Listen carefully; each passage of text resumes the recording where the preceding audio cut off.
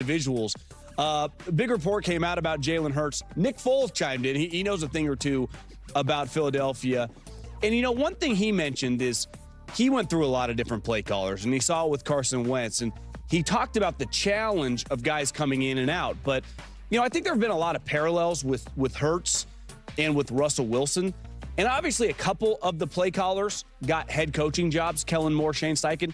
Some of them got fired too. And that's sometimes on the quarterback. Like, not a lot of offensive coordinators got fired for Tom Brady and Peyton Manning. Usually, or Aaron Rodgers. Usually when you're a great coordinator, those coordinators become Matt Ryan, Kyle Shanahan, boom, they vault you. So sometimes that's on the quarterback. But this situation, I've lived in that town. They're always a big story.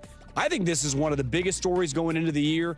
And, Sirianni, who has this great record, is in a weird way kind of tied to this. If this goes wrong, Jalen's obviously his job would be in trouble, but Sirianni could get tied to it. Well, John, as you know, defensive head coaches, the offense with their team is often tied to the coordinator because they don't have the offensive sensibility, right? Yeah. But usually offensive coaches, McVay, Reed, Shanahan, whoever the coordinator is, it doesn't really matter. Andy Reid, McVay, mostly, Kevin O'Connell, he's the head coach. That's why I've always liked higher offensive coaches. There are some great guys, but like Mike McDonald in Seattle is a great defensive coach, but he loses Kubiak. Now you roll the dice and hope you can find at least a guy close to as good. And so what bothers me about Sirianni, it's always been my problem. He's an offensive head coach, yet totally dependent on his coordinator for offensive success. That's not an elite coach. He has an elite record. But Andy Reid could have Bieniemy. He could have, he could have 6 different guys in the NFL. Matt Nagy. It doesn't matter. Sirianni is too dependent as an offensive coach on his offensive coordinator. And I think Mannion's going to be good. My guess is they get it right this year. That's my guess. But listen, as you've said, Bill Parcells used to say, when he was coaching the Giants, that's not nearly as tough as coaching the Eagles. It's different. No, I think one huge problem with Jalen Hurts is, and this happened with Russell Wilson, remember, he didn't want to move anymore. He just wanted to play from within the pocket. Right. Jalen's great attribute, he's a good deep ball thrower. He's a great runner. Not like Lamar Jackson fast, but he can turn into a running back. He doesn't want to run. That's right. And so it's like he's a dual threat quarterback that took the dual out, and I'm just going to play a pocket. Well, you're not a great pocket quarterback. Part of that article was not about, him screwing around at night, coming in tired. It was all about football, and he'll change the play because he wants to throw a go route and not against the 49ers in that playoff game. They could have run quarterback draws and powers. The Niners would have had no chance, but he refuses to run that. And I think what makes a great player, you could have told Peyton Manning or Tom Brady, we're going to call a run play every single play for the next 10 games. If it worked, they would have no problem handing it off. They'll do whatever. If you ask Andy Reid about Patrick Mahomes, he'd say he will do whatever it takes for us to win. Jalen, and this happened to Russell, I'll do whatever it takes for us to win as long as I'm doing what I want to do. And that. I'm sorry, I can't. This is just so ridiculous. This is absolutely ridiculous right now. I can't believe we're still having this kind of conversation, and it's just so wrong.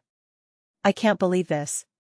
Now we're talking about other players doing whatever it takes to win, when Jalen Hurts literally does whatever it takes to win. Jalen Hurts willingly throws the ball less. He's not just trying to change plays at the line of scrimmage to call go routes. He's saying, no, I'm going to hand the ball off to Saquon Barkley. I'm going to run the RPO. I'm going to check into runs, which he did in the playoffs, setting up Saquon for a 60-yard touchdown. What are you talking about? And in that same game, Jalen took off and ran for a 44-yard touchdown himself. What are you talking about? Against the 49ers, he tried to scramble and run, but his own offensive line was so bad that his linemen gave up on the play and Jalen got tackled from behind. Believe me, I reviewed that play many times. It's just so ridiculous right now. Then we talk about, have you ever seen a coordinator get hired away from Tom Brady or Peyton Manning or Aaron Rodgers? Oh, 3 of the greatest quarterbacks in the history of the universe, that's the reference we're using right now. How many coordinators have been fired with Justin Herbert? With Lamar Jackson? With Josh Allen? Who wants to play that game? Oh, only the elite offensive coaches call plays. Really? What about Sean Payton? He's not calling plays right now. What about Harbaugh? He had to go out and get Mike McDaniel. What about Dan Campbell? We only want to talk about this with Nick Sirianni? What about the other Harbaugh, the defensive coach who couldn't get the defense right? As soon as Mike McDonald walked out the door, the defense fell apart. That's weird. Yet he's supposedly an elite coach. Does any of this make sense? None of this conversation makes any sense. You know what's so crazy to me? I know people pay attention to the Philadelphia Eagles. I know people watch these games. They have to, because the Eagles are so insanely popular. I could almost understand not understanding everything about every single team. Sometimes you just get things wrong or trip over yourself. I get that. It haunts me personally. That's why I take all the notes, get stressed out, listen to other people's takes, and try to blend them with my own. Because I want to understand everything. If I'm making a video about the Tennessee Titans and I say, I think Cam Newton could be good, I want it to be because that's my actual conclusion, not just because I'm guessing. I want to reach my conclusion because I see it with my own eyes, look through the analysis, hear other takes, weigh the pros and cons, watch the games, and take notes. That matters to me so much. But there are other teams so popular that you don't have to bring that level of energy because you know you have to watch them. You can't avoid it. That's the Bills. That's the Ravens. Tease the Chiefs. That's the Eagles. That's why for those teams, you can just say, yeah, man, of course I'm watching the Eagles. How can you not? It matters. We're going to talk about it on Monday. It's a lot easier to skip a Titans game, a Browns game, or even other competitive teams like the Texans. I still watch those games, obviously, but it's easier to skip them. So I understand that maybe for other teams, people might miss things. But that's not the case with the Eagles. That's obviously not the case. So I just don't understand how we can get it so wrong and how we think comparing this situation to Tom Brady makes sense. Tom Brady didn't get a lot of coordinators fired. That's Tom Brady. That's literally Tom Brady. Didn't Aaron Rodgers get his head coach fired? Didn't Aaron Rodgers get multiple coaches fired? Oh my God. What are we doing? And Tom Brady did force his head coach out of the building. He technically retired and then became the president or something. I forget how they handled that. Oh my gosh. It's unbelievable, man. And what is Brian Johnson doing in the NFL right now? Is he leading an offense? Is he calling plays? No. He got leapfrogged for a quarterback, David Blau or whatever his name is. Someone who's never coached in the NFL, never called plays, doesn't have any trajectory whatsoever. He got skipped over. The Eagles' former offensive coordinator got passed over for a guy who didn't really do anything as an NFL player and has done nothing as a coach. I think his only resume is being an assistant quarterback coach before becoming the OC for the Washington Commanders. So what does that tell you about the coordinator the Eagles fired? And then they fired Doug Peterson. You're going to blame that on Jalen Hurts? It had literally nothing to do with Jalen Hurts. Then Doug Peterson went to Jacksonville with Trevor Lawrence and got fired again. Now Doug Peterson isn't a head coach anymore. So where are we at? You had Shane Steichen and Kellen Moore get head coaching jobs. And now we have Kevin Patullo. Wake me up when Kevin Patullo is leading an offense in the NFL and balling out, just crushing it. Jared Goff got his head coach fired too, that's how he ended up with Sean McVay. Baker Mayfield got his offensive coordinator fired.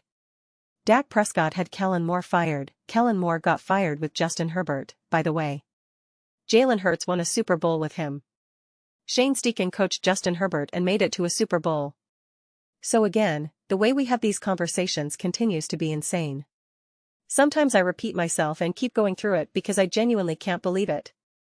I can't believe that we're evoking Tom Brady, Peyton Manning, and Aaron Rodgers, and we're not even doing it accurately, because Aaron Rodgers literally got people fired. Head coaches fired. Alright? So that's pretty crazy to me. And even if they didn't, it's like, you're either a Hall of Fame all-time great, literally the GOAT, or you're no thing. What? And then we say, Jalen doesn't do what they need from him to win.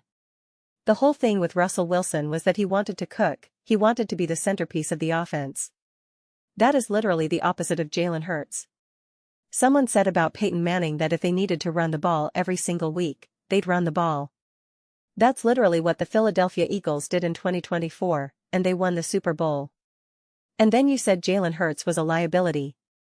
Then when they couldn't run the ball, Jalen said, "It's okay, guys. I'll just break the Super Bowl record. I'll break my own Super Bowl record." It's ridiculous. It really is.